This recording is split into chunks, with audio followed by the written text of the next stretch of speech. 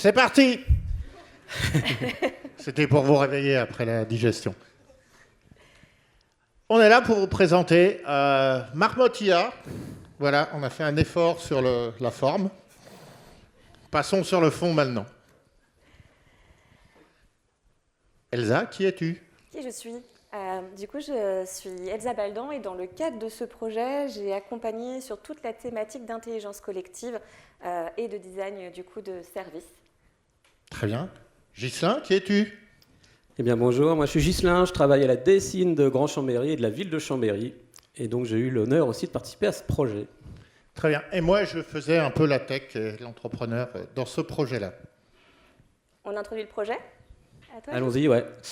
Et donc nous sommes de Chambéry. Je vais en profiter pour faire un petit sondage. Qui connaît Chambéry? Qui a déjà été à Chambéry?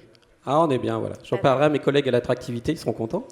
Donc Chambéry-Savoie, et donc ce projet, c'est deux villes qu'on travaille ensemble, une ville de Savoie, une ville qui est en Mauricie, qui s'appelle Shawinigan à Québec. Alors pourquoi on a choisi Shawinigan? Parce que Shawinigan, c'est une ville qui nous ressemble, c'est une ville moyenne, qui est située à 2 heures de Montréal, à 2 heures de ville de Québec, un peu comme nous, entre Lyon et Grenoble. Il y a 60 000 habitants, voilà. Et puis il y a surtout, au niveau de la DSI, c'est la même dimension, une DSI de service. Et puis voilà, des services publics de proximité. Donc c'était important déjà pour ce projet qu'on parte sur des réalités communes, pour pas qu'on aille dans de la théorie. Et déjà la réalité de territoire, elle était commune. Et les mêmes enjeux, les mêmes constats qu'on va développer par la suite. Donc bien sûr, pour faire de la R&D et du lab en collectivité en France, il faut aller chercher des financements.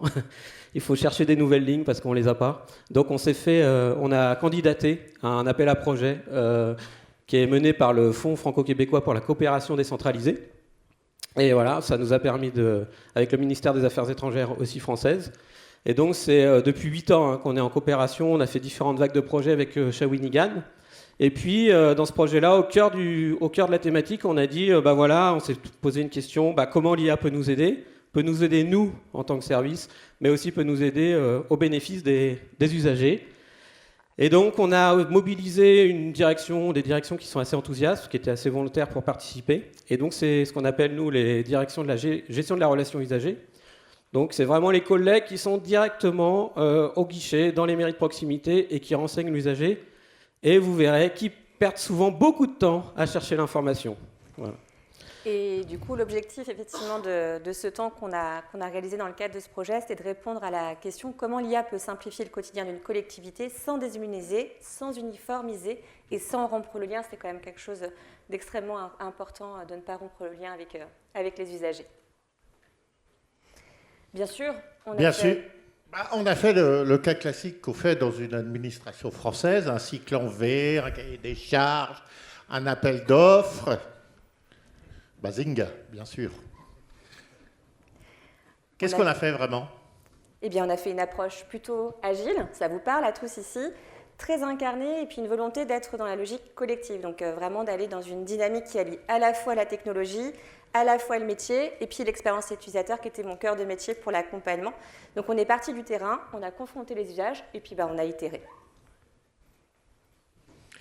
Mais on ne fait pas ce genre de choses sans déjà définir des bases très fortes. Donc voilà, on a d'abord défini une charte IA, voilà, en mettant des points très forts, la souveraineté, frugalité, transparence, éthique, sobriété, je ne vais pas tous ils sont tous sur le slide. C'est très important de poser l'espace des possibles déjà avant de définir.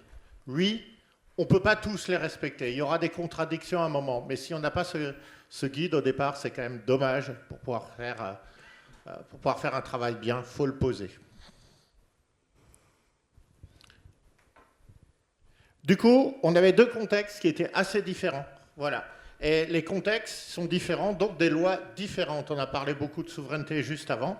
Et ce qui régit chez nous, c'est déjà l'IA Act, le RGPD en Europe, avec la charte IA qui a été votée à Chambéry. Donc ça, c'était notre espace de gouvernance de notre côté. À Shawinigan, ils avaient une autre référentiel. Donc la loi 25, qui est à peu près l'équivalent RGPD de chez nous, et pas de loi cadre. Par contre, ils n'avaient pas fait ce travail sur la charte IA. Donc ça, c'est le cadre législatif, on va dire. Qu'est-ce qu'il va falloir respecter d'un point de vue juridique? Ce qui a fait que du coup, on a créé cette charte tous ensemble par la suite dans le cadre du projet pendant le sprint design qu'on aura réalisé. Tout à fait. La souveraineté, on avait besoin un peu de la définir un peu plus. Oui, ça veut dire quoi pour nous la souveraineté? En fait, il y a un sujet du modèle de langage, on a déjà pas mal parlé dans les conférences précédentes, lequel on utilise. Mais ensuite, il va tourner sous quoi? La couche métier. Comment on va pouvoir sécuriser ceci? Évidemment, sur l'infrastructure. Où est cette infrastructure? Quelles sont les dépendances par rapport aux ordinateurs qu'on va avoir, les fournisseurs, etc. Donc, on a posé ce cadre-là pour essayer de décider mieux. C'est pas plus simple. On aurait pu prendre voilà, des serveurs directement sur les gros mondiaux sans se poser de questions. Mais non, on voulait que c'est de la donnée publique, on ne fait pas n'importe quoi avec ça. Ce qui nous a amené en fait aussi à mettre le mot résilience et autonomie. Tout à fait. En complément de la notion de souveraineté. Pour ça, en fait, on a eu la chance de pouvoir partir au Québec, à Shawinigan, pendant 5 jours. Et du coup, le but, ça a été de leur faire vivre une expérience. Donc, j'ai conçu un sprint design, en fait, pour arriver jusqu'au prototype dont on va vous parler juste après. Et c'était de mettre l'empathie au cœur, d'aller écouter les utilisateurs, donc à la fois d'aller écouter les agents à la mairie de Shawinigan de qu'est-ce qui se passe. Donc Ghislain, Alexandre, les équipes sont allées écouter ce qui se passait et où en fait il pouvait y avoir un besoin qui pouvait émerger. Et on a fait la même chose en visio avec les personnes en Chambéry pour qu'on puisse écouter en fait les deux points de vue et voir en fait où on pouvait du coup avoir une capacité de connexion par rapport à ça. Et pour le coup, c'était une première expérience de mettre à la fois pour la ville de Shawinigan et la ville du coup de Chambéry, de mettre l'utilisateur au cœur du coup de l'usage d'un futur outil. Donc on n'a pas fait que des ateliers. Non. Qu'est-ce qu'on a fait? Alors, c'est vraiment le partage de décisions. Avec tous les ateliers qu'on a fait, on s'est posé des questions. Qu'est-ce qui pourra vraiment rendre plus service à l'usager final? Et on a pris quelques décisions. Ah non, c'est pas la bonne slide, pardon. En tout cas, l'idée, c'était de se dire on est parti sur la solution la plus juste, d'éviter le brief descendant. Oui. Et bien souvent, on me dit, Elsa, quand tu fais de la facilitation, on repart qu'avec des post-it. C'était de faire beaucoup plus de choses que des post-it et qu'on puisse incarner le projet. Je ne sais pas, du coup, Ghislain, comment vous êtes reparti avec quelque chose de concret Nous, c'est vrai que c'est des phases qu'aujourd'hui, on essaye d'introduire dans les projets, mais d'une manière très concrète comme ça, c'était la première fois. Et d'ailleurs, pour les collègues qui étaient au guichet, les faire participer à ces ateliers-là, c'était pour eux très étonnant. Au départ, ils étaient un peu déstabilisés. Et après, par contre, ils étaient très valorisés parce qu'on leur demandait vraiment leur tâche métier. Et ça, c'était... ils nous ont fait des retours. On est content parce que souvent, on nous livre des logiciels clés en main en nous disant « vous avez tout compris ». Et voilà, donc ça, c'était super intéressant comme retour de la part des équipes terrain aussi. Du coup, ce qui a été trouvé par rapport à toutes les hypothèses de produits qui auraient pu être créés en interne qui utilisaient l'IA, la chose qui est sortie très évidente, c'est un RAG. Je pense que je ne vais pas réexpliquer à toute cette communauté ce qu'est un RAG. Simplement un RAG qui va permettre de stocker la documentation officielle et de permettre de chatter avec cette documentation officielle à peu près propre. On a défini pour qui. Ce n'est pas quelque chose à destination de l'extérieur, les citoyens, mais pour les agents, pour qu'ils retrouvent beaucoup plus rapidement les documents parmi toute la paperasserie qui existe. Et dans une ville, il y en a quand même beaucoup. C'est des données métiers. Donc voilà, quelque chose qu'on a identifié assez vite, c'est que par service, il pouvait avoir un RAG. Le service bâtiment ne ferait pas la même chose que le service, par exemple, des eaux. C'était très différent. Et comment on allait le faire? On allait le faire de deux approches qui sont distinctes, et on va peut-être apprendre des choses grâce à ceci. Shawinigan, ils avaient une start-up qui fournissait un service de RAG, donc ils ont utilisé cette start-up à domicile. Et nous, on était plutôt partis, donc nous, Chambéry, sur une stack open source, en bricolant un Docker qui va bien avec la bonne gouvernance par rapport à notre charte IA. Et voilà, deux approches complémentaires. Donc, schéma de fonctionnement du RAG, vous le connaissez, je ne vais pas le rappeler. Une question, ça récupère quelque chose par vectorisation dans une base documentaire qu'on a dessus, ça trouve les plus proches voisins. On remonte les voisins, ça devient le contexte répond. Peut-être une précision, c'est que c'était intéressant aussi d'avoir directement l'objet produit. Donc assez rapidement, on l'a mis entre les mains des agents. Donc là, ils ont été aussi un peu bluffés, la rapidité. Voilà, et ça parce que souvent on attend le logiciel en fin de parcours. Et là, ils l'avaient directement dans leur phase d'expérimentation. Et donc l'interface qui est en haut, le nom du produit, on a été très créatif, c'était Marmotte IA. Il s'avère que c'est une bête commune des 2 territoires. Voilà. Et pour l'instant, en fait, ça ne marche pas vraiment. Et c'était aussi dans notre retour d'expérience de pouvoir vous partager ce qui s'est passé. Pourquoi? On vous a dit sans bullshit, sans caribou dans l'intro. Donc, du coup, voilà, c'est ça qu'on veut. Alors, juste ça, c'est une slide, une diapo en Suisse. En France, on dit que c'est un projet perfectible. Voilà. Ouais. Voilà, parce que voilà. On en profite, on est à l'étranger. Et en plus, c'est pas filmé, donc c'est bien. Ah, on est d'accord. Ceci reste dans la salle. Donc je vais peut-être démarrer un peu quand même sur le positif. Parce que, merci. Il y a beaucoup de positifs quand même, malgré cette affirmation. Nous, c'est vrai qu'en tant que DSI, comme tout projet IA, il y a 1 an ou 2, c'était quand même une science nouvelle pour énormément de chefs de projet. Donc là, le fait de vraiment mettre la tête, de soulever le moteur, le capot et de comprendre tout ce qui se passe, ça a fait une montée en compétences hyper rapide à tous les niveaux. Le fait aussi de faire, ça veut dire de ne pas faire venir des formations à l'extérieur un peu descendantes et tout ça, mais de vraiment manipuler les outils ensemble, aussi bien avec les agents, avec les chefs de projet. Et ça a été vraiment un apprentissage hyper important. Et puis l'approche aussi, l'approche UX, qui nous est pas commune pour une collectivité. Et donc c'est aussi ce droit, cet essai, ce droit comment dire, de ne pas arriver, c'est aussi de ne pas forcément livrer un produit avec un résultat, un produit fini. C'était important, c'était donner une carte blanche. Donc ça, c'était aussi intéressant. Et ce qui coince, évidemment, c'est que quand vous commencez à mettre des outils comme ça, les agents, les collègues, ils ont déjà manipulé du ChatGPT, du Claude.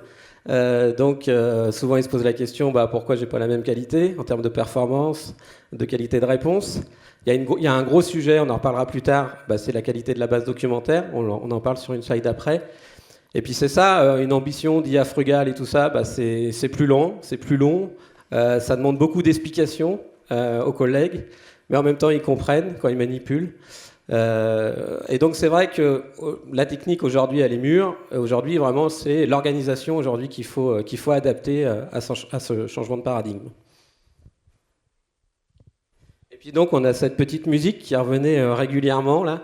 C'est pourquoi avec ChatGPT je pose ma question et j'ai ma réponse. Et là je dois reformuler, vérifier, recommencer.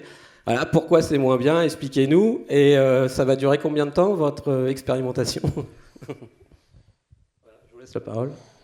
Et les apprentissages, pour tous ceux qui font du produit, la déception est saine, mais il faut aller creuser. Et c'est exactement ça. Faire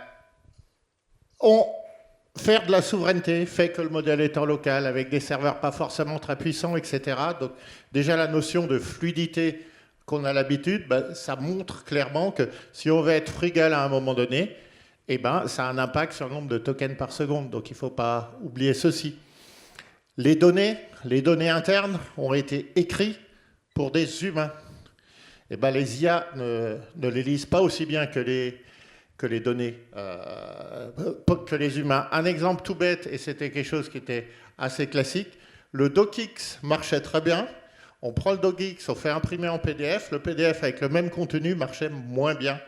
Et oui, il s'avère que dans le docx, il y a une notion de paragraphe, d'entête, de titre et de sous-titres qui sont perdus dans le PDF et du coup, il y a des choses qui marchent moins bien dans la vectorisation.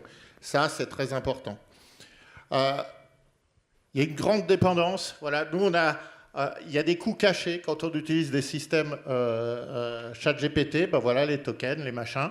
Et nous, on a voulu, c'est un Docker, un serveur, etc. Du coup, on maîtrise le coût. Mais d'un autre côté, on a l'autonomie. C'est limité à ta puissance financière, en fait. Ça, ces déceptions étaient intéressantes à trouver, mais elles étaient saines parce qu'elles mettaient vraiment un cadre dans, finalement, qu'est-ce qui va être important pour vous? Plutôt l'autonomie, la data privacy, la souveraineté, ou plutôt, il faut que ça soit rapide, et dans ce cas-là, peut-être s'asseoir sur d'autres choses. Et donc, on arrive à la problématique de la donnée, parce que c'est vrai que nous, on a voulu mettre une couche d'IA sur une situation qui était assez fragile quand même, qui était assez vulnérable. Et là, on en a vraiment mesuré les effets. Parce que bien sûr, on a beaucoup d'applicatifs logiciels, donc qui sont beaucoup en silo, des outils qui ne sont pas forcément interopérables, où la donnée ne s'exporte pas facilement. On avait une démarche Open Data en France depuis 15-20 ans, et nous, il y a 10 ans, on a créé un poste d'Open Data qu'on a supprimé depuis. Donc on a pris un bon départ, mais malheureusement, on n'a pas continué. Et ça, c'est aujourd'hui un souci, parce que la connaissance, elle se disperse à nouveau. Puis, alors qu'on a un bon exemple quand même avec les données SIG, qui sont quand même dans leur périmètre bien structurés, bien organisés, où là, on a fait aussi des POC sur d'autres logiciels qui fonctionnent très très bien. Et donc, c'est vraiment l'exemple à suivre pour nous, c'est comment on organise aussi bien la data qu'une data SIG. Ça, c'est un peu le défi qu'on a devant nous.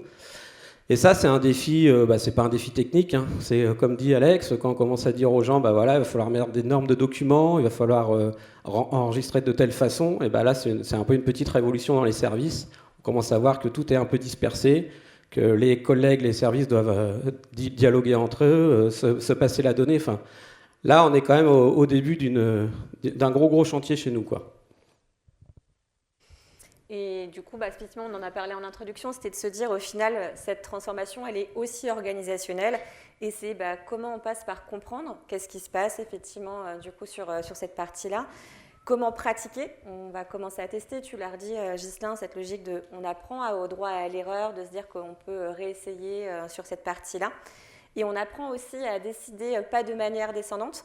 Ça peut paraître, effectivement, dans votre quotidien, c'est peut-être moins le cas d'avoir cette logique descendante et d'être sur des choses beaucoup plus transverses, mais ça passe aussi par qui va porter la responsabilité et en fait, comment le collectif porte la responsabilité du coup, de manière collective. Je tiens à faire un point sur cette slide-là. Dans toutes les organisations, il faut vraiment qu'elles se composent de deux grandes catégories de division. Explorer, c'est le droit à l'erreur. On fait des POC, on casse, on modifie, etc. Il faut que dans toutes les organisations, il y ait ceci. Et ce n'est pas classique de l'avoir. Ensuite, il y a exploiter. Il y a des processus en place. Il n'y a pas le droit à l'erreur. Il faut que ça soit extrêmement contrôlé, etc. Dans les processus d'innovation, c'est vraiment ces deux parties qui sont extrêmement importantes. L'exploration et l'exploitation. Beaucoup d'organisations n'ont pas conscientisé cette partie-là. Et il ne faut pas les confondre. Et très souvent, on considère qu'on n'est que complètement du côté exploitation. Attends, nous, il faut gagner des sous, etc. etc. Eh bien non. Si on veut faire des processus d'innovation, cette partie-là est importante. Et c'est ce qu'on a vu un peu dans la ville. Donnez-nous le droit à l'erreur, le droit de pouvoir faire, d'apprendre, de tester, de douter, de jeter. C'est OK aussi. Ça fait partie de la partie exploratoire. Il est important aussi de remettre ça dans une temporalité. Une ville a une certaine vitesse. L'IA n'arrête pas. Toutes les semaines, il y a des choses qui bougent. Entre le moment où on a commencé le projet et aujourd'hui, ça fait déjà 1 an et demi déjà qu'on a travaillé dessus. Et entre ces 1 an et demi, entre le bootcamp et le déploiement qui est peut-être dans 6 mois, j'en sais trop rien, il y a eu déjà X GPT qui sont sortis, Claude, Mythos là, qui est à la coin de rue, etc. Il y a 2 vitesses. En fait, ici, ce qui est intéressant aussi, c'est de prendre le temps de faire les choses bien. Oui, ce n'est pas parce qu'il y a une pression médiatique, etc. Prenons les choses bien, mettons la data bien propre, et on sortira le truc qui fonctionnera parfaitement, exactement comme on l'a établi, mais pas à la vitesse des news. Et donc les prochaines étapes, on assume que pour l'instant, le calendrier de déploiement qu'on avait imaginé, on ne va pas le tenir, parce qu'on ne déploie pas ce qui ne fonctionne pas, et puis ça serait un contre-effet dans les services et les directions. Donc nous, on va poursuivre la phase d'expérimentation. Pour nous, ce n'est pas un échec, parce que ça nous a mis sur la voie de beaucoup de choses, et on continue à documenter, à explorer, et pareil côté Shawinigan. Peut-être effectivement ce qu'on retient. Ouais. Eh ben, c'est vrai que nous, au début du projet, on était plutôt sur, on était un peu focus sur c'est quoi la nationalité de l'hébergeur, c'est quoi la souveraineté, c'était un peu ça. Donc c'était très réducteur quand même comme vision. Et puis là, ce qu'on a appris au final, c'était que notre souveraineté, c'était déjà qu'on comprenne l'architecture, qu'on la maîtrise, et puis peut-être qu'on n'aura pas toute la chaîne qui sera souveraine, au moment où on comprendra ça.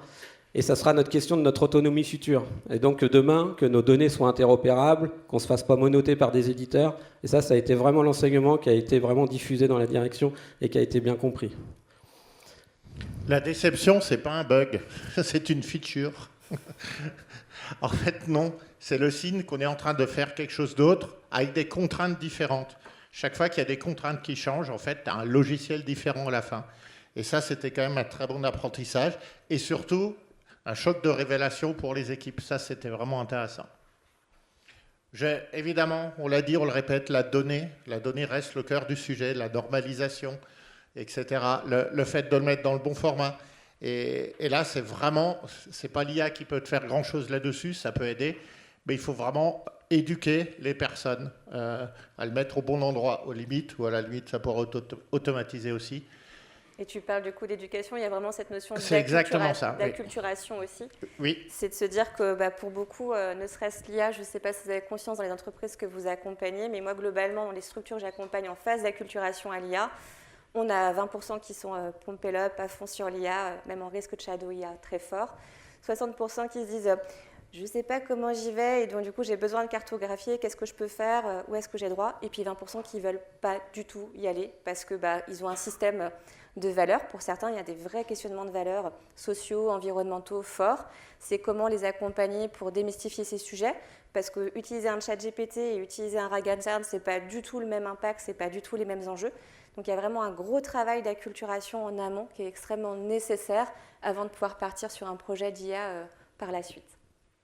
Oui, et nous, ce qu'on a dit, c'est vraiment frugal et utile, valent mieux que efficient et opaque.